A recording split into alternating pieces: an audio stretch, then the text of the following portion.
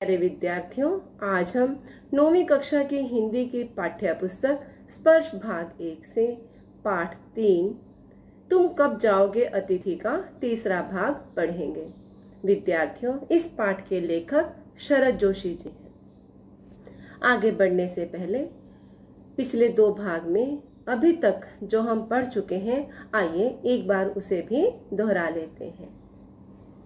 लेखक शरद जोशी जी अतिथि के चौथे दिन भी वहां से ना जाने के कारण परेशान थे।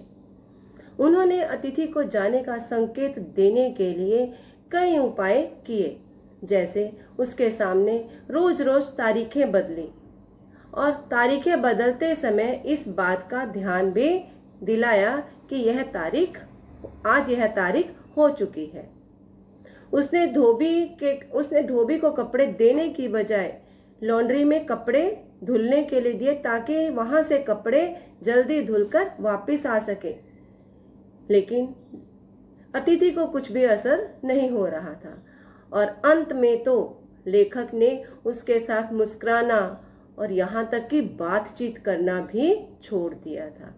लेकिन अतिथि फिर भी बिना किसी संकोच के लेखक के घर पर रुका हुआ था। इसके बाद देखते हैं क्या हुआ। किस अदृश्य गोंद से तुम्हारा व्यक्तित्व यहाँ चिपक गया है, मैं इस भेद को सपरिवार नहीं समझ पा रहा हूँ। बार बार यह प्रश्न उठ रहा है, तुम कब जाओगे अतिथि? कल पत्नी ने धीरे से पूछा था, कब तक टिकेंगे ये? तो अभी लेखक जो है बहुत परेशान है किस बात से कि अतिथि वहां से जाने का नाम ही नहीं ले रहा। वे सोच रहे हैं कि वो इतने दिनों से यहाँ क्यों टिका हुआ है। लेखक और उसका परिवार इस बात को समझ ही नहीं पा रहे हैं कि वो इतने दिनों से यहाँ पर क्यों टिका हुआ है। बार बार उसके दिमाग में यही प्रश्न उठ रहा है कि तुम यहाँ से कब जाओगे। यहाँ तक कि उसकी पत्नी ने भी कल धीरे से उससे पूछा था कि ये अतिथि यहाँ कब तक टिकेंगे। मैंने कंधे उचका दिए, क्या कह सकता हूँ। मैं तो आज खिचड़ी बना रही हूँ, हल्की रहेगी, बनाओ। सत्कार की ऊष्मा समाप्त हो रही थी। डिनर से चले थे, खिचड़ी पर आ गए।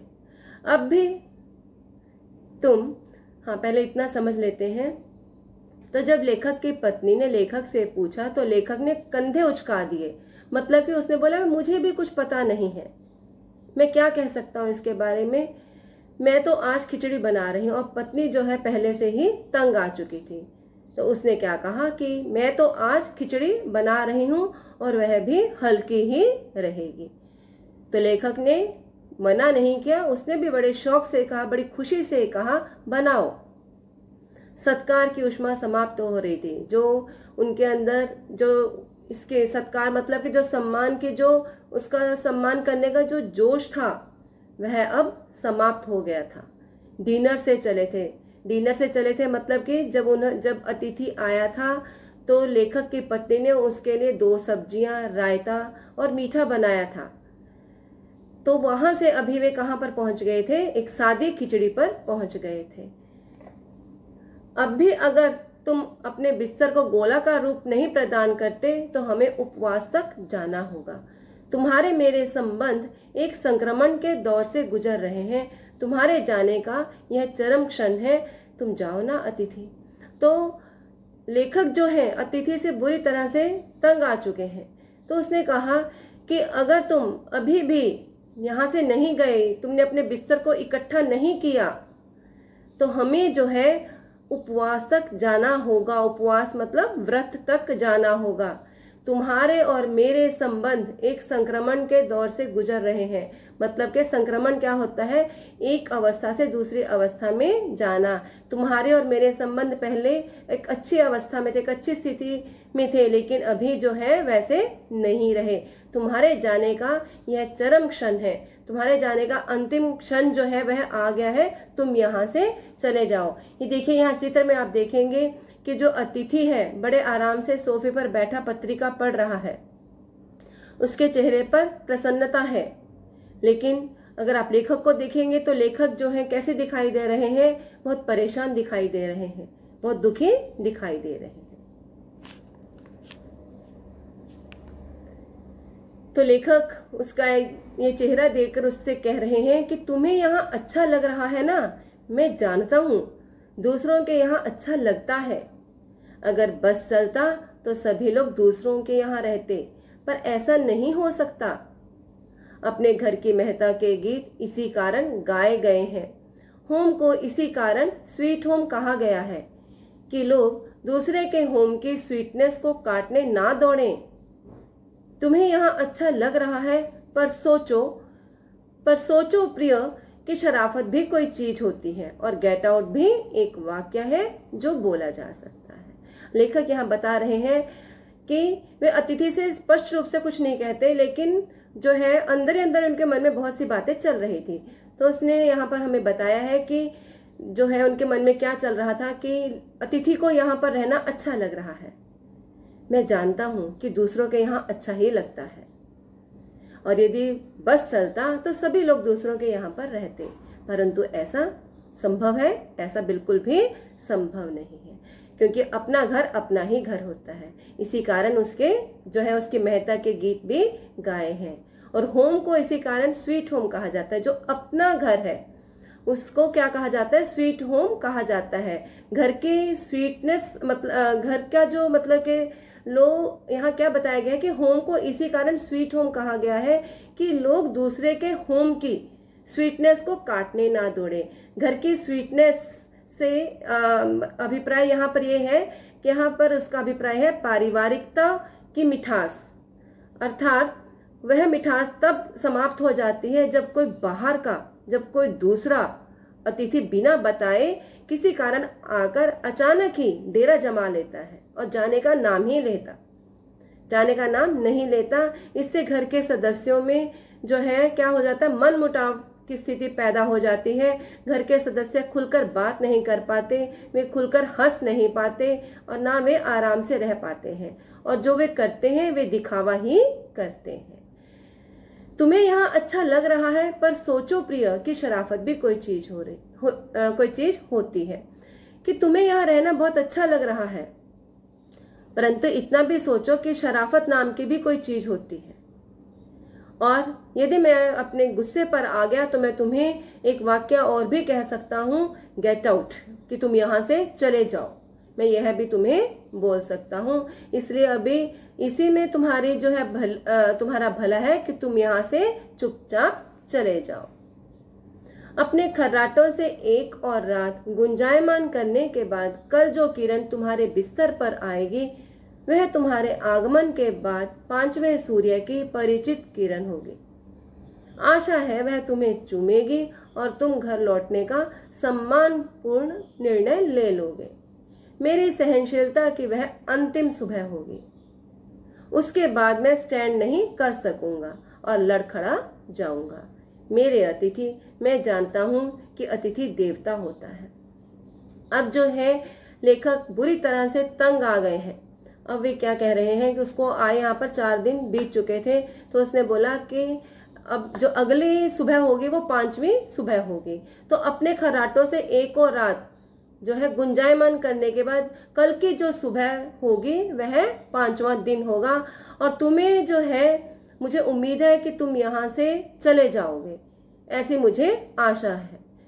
और मेरी सहनशीलता की वह अंतिम सुबह होगी। यदि तुम 5वें दिन भी नहीं गए तो मेरी सहनशीलता जो है कहीं ना कहीं डगमगा जाएगी, और उसके बाद जो मैं अपने गुस्से को काबू में नहीं रख सकूंगा।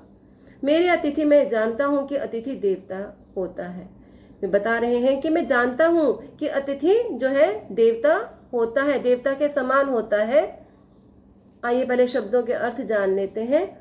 ऊष्मा, गर्मी, गोलाकार, गोले का आकार, उपवास, व्रत, महता, महत्व, गुंजायमान, गूंजता हुआ, किरण, सूर्य की रोशनी। पर आखिर मैं मनुष्य हूं, मैं कोई तुम्हारी तरह देवता नहीं। एक देवता और एक मनुष्य अधिक देर तक साथ नहीं रहते। देवता दर्शन देकर लौट जाता है, तुम लौट जाओ अतिथि, इसी में तुम्हारा देवत्व सुरक्षित रहेगा। यह मनुष्य अपनी वाली पर उतरे उसके पूर्व तुम लौट जाओ। उफ, तुम कब जाओगे अतिथि। तो लेखक यहाँ बता रहे हैं कि जो अतिथि होता है वह देवता होता है, लेकिन मैं देवता नहीं हूं, मैं मनुष्य हूं। और एक देवता और मनुष्य जो है अधिक देर तक साथ नहीं रह सकते, क्योंकि जो देवता होते हैं दर्शन देकर जल्दी से लौट जाते हैं। इसलिए तुम भी यहाँ से लौट जाओ, इसी में तुम्हारा सम्मान है। यदि मनुष्य अपनी वाली पर उतरे, यदि मैं अपनी वाली पर उतर गया, यदि मुझे जो है क्रोध आ गया और मैंने उसमें मैं तुम्हें कुछ उल्टा सीधा बोल दूंगा, इसके पहले ही तुम यहाँ से चले जाओ। हे अतिथि, तुम यहाँ से कब जाओगे। यानी कि जो लेखक है बुरी तरह से तंग आ चुके हैं, अतिथि से परेशान हो चुके हैं, लेकिन स्पष्ट तौर से उन्हें जो है कुछ नहीं कहते, स्पष्ट रूप से उन्हें कुछ नहीं कहते। उनके मन में अतिथि को भेजने के बहुत सारी बातें आती हैं, लेकिन उन्हें कहते कुछ भी नहीं है। तो विद्यार्थियों, इस पाठ के माध्यम से हमने जाना कि लेखक शरद जोशी जी पाठकों को यह सीख देते हैं कि उन्हें अतिथि के रूप में किसी के घर अधिक दिनों तक नहीं टिकना चाहिए। यदि वे किसी काम से उनके घर जाते हैं तो काम समाप्त कर जल्दी लौट जाना चाहिए। संबंधों में अपनापन व मधुरता केवल 1-2 दिन तक ही रहती है।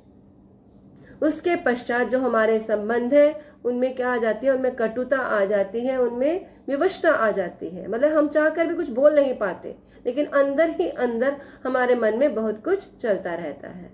तो साथ ही साथ यदि हम किसी के यहाँ जाते हैं तो हमें मेजबान की आर्थिक स्थिति को भी ध्यान में रखना चाहिए। अब हम जीवन मूल्य जान लेंगे। अच्छा अतिथि अपने आने की सूचना देकर आता है और 1-2 दिन मेहमान नवाजी करा के विदा हो जाता है। ऐसा अतिथि ही देवत्व का सम्मान प्राप्त करता है। जो अच्छा अतिथि होता है वह अपने आने की सूचना पहले से ही दे देता है, ताकि मेजबान को पता चल जाए और वह उसके लिए उचित प्रबंध कर सके। और वह फिर आता है, रुकता है, जो भी जिस काम से भी आता है या मिलने के लिए भी आता है, 1-2 दिन मेहमान नवाजी करा के वहां से चला जाता है। ऐसा अतिथि ही सम्मान पाता है। दूसरा है, अतिथि यदि ज्यादा समय तक मेजबान के यहाँ ठहरता है तो उसके कुछ समय के बाद उसके सम्मान में कमी आने लग जाती है और अतिथि देवो भव का मूल्य तुच्छ हो जाता है। यदि अतिथि बहुत देर तक जो है मेजबान के यहाँ ठहरता है, जैसे कि इस पाठ में हमने पढ़ा, जो अतिथि था बहुत दिन तक वहां पर रुका, तो कुछ देर के बाद उसके सम्मान में कमी आने लग जाती है और जो अतिथि देवो भव का मूल्य है वह क्या हो जाता है, वह तुच्छ हो जाता है, मतलब वह कम हो जाता है। तो विद्यार्थियों, हमारा पाठ यहाँ पर पूरा हुआ। अब हम अभ्यास कार्य करेंगे। पहला प्रश्न है, लेखक अतिथि को कैसी विदाई देना चाहता था। आपको पता है, आपने पाठ में पढ़ा है कि वह अतिथि को भावपूर्ण विदाई देना चाहता था। पत्नी के साथ स्वयं उसे छोड़ने के लिए स्टेशन पर जाना चाहता था, परंतु उसकी इच्छा पूरी नहीं हो पाई। तो लेखक अपने अतिथि को भावभीनी विदाई देना चाहता था। वह चाहता था कि अतिथि को छोड़ने के लिए पति पत्नी रेलवे स्टेशन तक जाएं। वे उन्हें सम्मानजनक विदाई देना चाहते थे, परंतु उनकी यह मनोकामना पूरी ना हो पाई। दूसरा प्रश्न है, कौन सा आघात अप्रत्याशित था और उसका लेखक पर क्या प्रभाव पड़ा। जब लेखक से अतिथि ने यह पूछा कि मुझे अपने कपड़े धुलने के लिए देने हैं, तो यह जो आघात था लेखक के लिए कैसा था, अप्रत्याशित था। इससे उसे क्या लगा कि अतिथि जो है अभी भी नहीं जाएगा, वह कुछ दिन और यहाँ पर रुकेगा। तो इसका उत्तर इस प्रकार से है। तीसरे दिन मेहमान का यह कहना कि वह धोबी से कपड़े धुलवाना चाहता है एक अप्रत्याशित आघात था। यह फरमाइश एक ऐसी चोट के समान थी जिसकी लेखक ने आशा नहीं की थी। इस चोट का लेखक पर यह प्रभाव पड़ा कि वह अतिथि को राक्षस की तरह मानने लगा। उसके मन में अतिथि के प्रति सम्मान की बजाय बोरियत, बोझिलता और तिरस्कार की भावना आने लगी। वह चाहने लगा कि यह अतिथि इसी समय उसका घर छोड़कर चला जाए। तीसरा प्रश्न है, जब अतिथि 4 दिन तक नहीं गया तो लेखक के व्यवहार में क्या क्या परिवर्तन आए? जब अतिथि 4 दिन तक नहीं गया तो लेखक के व्यवहार में बहुत सारे परिवर्तन आए थे। उसने हंसना छोड़ दिया था, बातचीत करना छोड़ दिया था। ठीक है, तो जब अतिथि 4 दिन तक नहीं गया तो स्थिति में बदलाव आने लगा और जो उनके संबंध थे वे बदलने लगे। लेखक ने उसके साथ मुस्कुराकर बात करना छोड़ दिया और जो बातचीत के विषय थे वे भी समाप्त हो गए। सौहार्दपूर्ण व्यवहार अब बोरियत में बदल गया। मधुर संबंध कटुता में परिवर्तित हो गए। सत्कार की ऊष्मा समाप्त हो गई। डिनर से खिचड़ी तक पहुंचकर अतिथि के जाने का क्षण समीप आ गया था। इसके बाद लेखक उपवास पर जाने की तैयारी करने लगा। लेखक अतिथि को गेट आउट तक कहने के लिए तैयार हो गया। तो विद्यार्थियों, मैं उम्मीद करती हूँ कि आपको यह पाठ अच्छी तरह से समझ में आया होगा। धन्यवाद।